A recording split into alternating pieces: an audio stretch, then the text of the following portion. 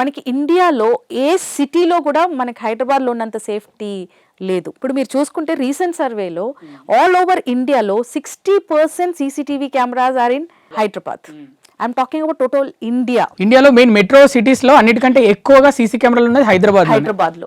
So మనకి crime rates లేవు. ఇప్పుడు ఒక ఆడపిల్ల 2 o'clock 3 o'clock రోడ్ మీద నడుచుకొని వెళ్ళాలన్న భయం లేదు, ఎందుకంటే she's covered with CCTV cameras. ఇప్పుడు మీరు చూస్తున్నారు రోడ్ల మీద పోలీసులు ఆపి చలాన్లు చెక్ చేస్తున్నారు.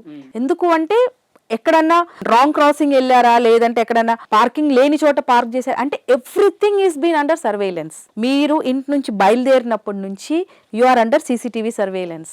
ఒక్కొక్కసారి అంటే ఇప్పుడు సిటీ కూడా డెవలప్ అవుతుంది, ఇక్కడ మంచి అంటే భద్రత ఉంది హైదరాబాద్లో, దీనివల్ల కూడా రియల్ ఎస్టేట్కి ప్లస్ అవుతుందా ఇలాంటి కారణాలు కూడా?